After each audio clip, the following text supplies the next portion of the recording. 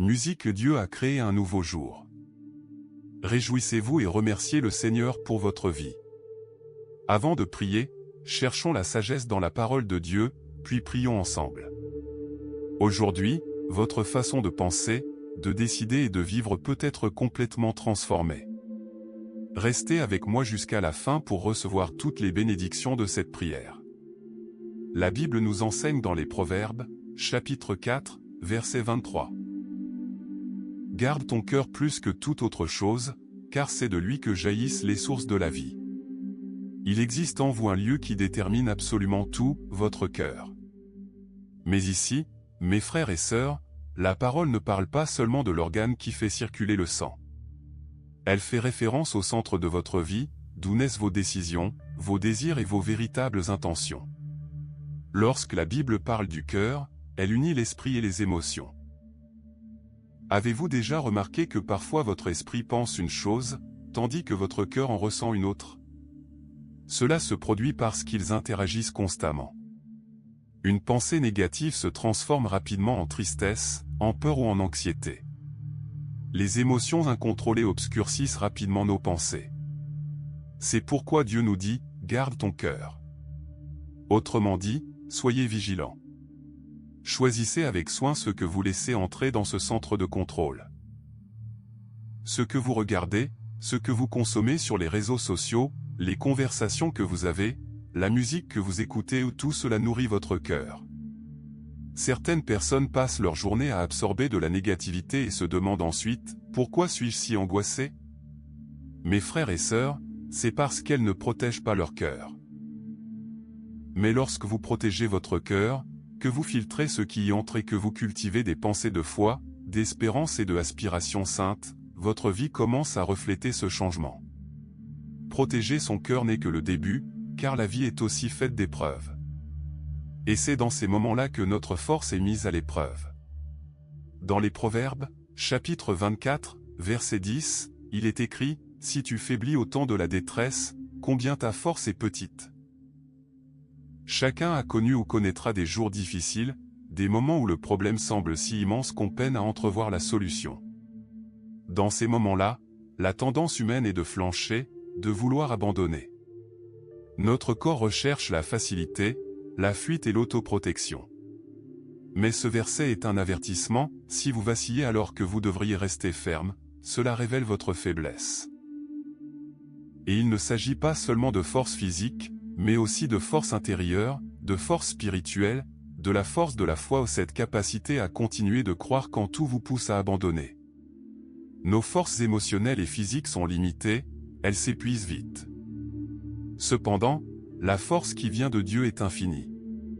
C'est précisément dans notre faiblesse que la puissance de Dieu se manifeste. Tant que tout est calme, les louanges fusent. Mais lorsque la tempête se lève, lorsqu'une maladie ou une crise financière survient, alors la foi est véritablement mise à l'épreuve. Et voyez combien cela est puissant, la difficulté ne signifie pas que Dieu vous a abandonné. Au contraire, c'est le moment où il veut fortifier et révéler votre foi. Face aux épreuves, reconnaissez votre faiblesse et ayez confiance dans le Seigneur de tout votre cœur. Alors, sa force vous entourera et vous soutiendra. Souvent, face aux difficultés, plus que de force, nous avons besoin d'être guidés. La vie est faite de choix, et certains sont extrêmement difficiles. Dans les Proverbes, chapitre 3, versets 5 et 6, nous lisons « Confie-toi en l'Éternel de tout ton cœur, et ne t'appuie pas sur ta propre intelligence, reconnais-le dans toutes tes voies, et il aplanira tes sentiers. » Combien de fois avez-vous été paralysé par une décision importante? Changer de travail ou rester? Arrêter ou continuer? Investir ou épargner? La plus grande erreur est de se fier uniquement à sa propre logique. Bien sûr, nous devons tenir compte de la raison que Dieu nous a donnée, mais le problème est d'exclure Dieu du processus. Notre compréhension est limitée, nous ne voyons qu'une partie du tout. Nombreux sont ceux qui ont pris des décisions en se basant uniquement sur leur propre logique et l'ont regretté par la suite. C'est pourquoi la parole nous guide, reconnaissez l'Éternel dans toutes vos voies. Cherchez sa direction, priez pour la sagesse. Dieu alignera vos pas, corrigera votre trajectoire et vous conduira au bon endroit au bon moment. Reconnaître le Seigneur en toutes choses signifie l'inclure dans votre travail, votre famille, vos finances et vos relations. Il ne s'agit pas de le chercher uniquement par désespoir, mais de vivre une communion constante avec lui. Et lorsque Dieu guide nos pas, nous avons aussi besoin de sagesse pour ce qui peut construire ou détruire notre langue.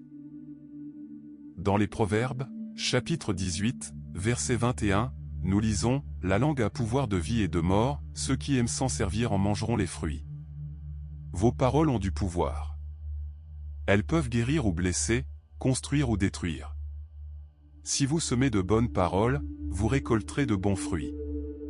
Si vous semez des paroles négatives, vous en subirez les conséquences négatives. Réfléchissez non seulement à ce que vous dites aux autres, mais aussi à ce que vous affirmez de vous-même. Les mots créent des réalités dans le cœur et l'esprit. Prenez soin de votre langue. Parlez pour bénir, encourager et témoigner de votre foi. Les actions que vous entreprenez aujourd'hui sont les graines de votre avenir. Il nous faut aussi du discernement pour choisir nos compagnons. Le chapitre 13 des Proverbes, verset 20, déclare « Celui qui fréquente les sages devient sage, mais celui qui se lie d'amitié avec les insensés se perd. » Les personnes qui nous entourent influencent ce que nous devenons. En côtoyant des personnes sages, nous nous imprégnons de sagesse. En côtoyant des insensés, nous sommes entraînés vers le bas. Choisissez avec soin vos amitiés les plus profondes. Recherchez des personnes qui fortifient votre foi, qui prient avec vous et qui vous aident à progresser. De plus, il nous faut de la sagesse pour bien utiliser notre temps et notre travail. Le chapitre 14 des Proverbes, verset 23, affirme « Tout travail acharné rapporte du profit, mais les vaines paroles mènent à la pauvreté. Les rêves sans action ne produisent aucun résultat. Seul l'effort constant et le dévouement portent de véritables fruits. Dieu bénit le travail de nos mains, mais nous devons agir. Et une fois le succès atteint, il est essentiel de savoir le gérer. » Le livre des Proverbes, chapitre 21, verset 20, enseigne que dans la maison du sage, on amasse des provisions, mais que l'insensé les dilapide. La sagesse ne se limite pas à l'accumulation de richesses, mais englobe aussi la capacité à en prendre soin. Même dans les moments difficiles, nous pouvons cultiver la prudence et éviter le gaspillage. Lorsque Dieu vous bénit, méfiez-vous de l'orgueil. Le livre des Proverbes, chapitre 18, verset 12, nous avertit, avant la chute, le cœur s'enorgueillit, mais l'humilité précède la gloire. L'orgueil est silencieux et trompeur. Le véritable honneur découle de l'humilité, de la reconnaissance que tout vient de Dieu. Et d'où vient toute sagesse?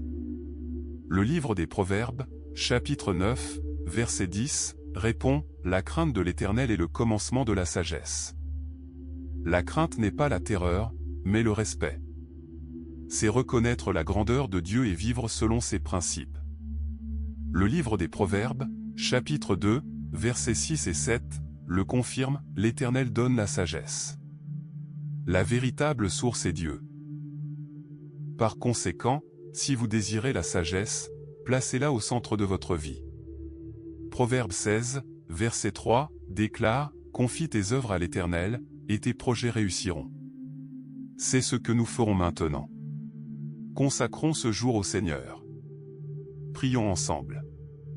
Père bien-aimé, Dieu Tout-Puissant, je me présente devant toi, reconnaissant que tu es le Seigneur de ma vie. Sans toi, je ne suis rien. Tu es la source de toute sagesse et de tout discernement. Je reconnais ma totale dépendance envers toi. Pardonne-moi d'avoir eu confiance uniquement en moi-même. Brise tout orgueil dans mon cœur. Fais de moi une personne humble, vivant dans la crainte de ton nom. Garde mon cœur.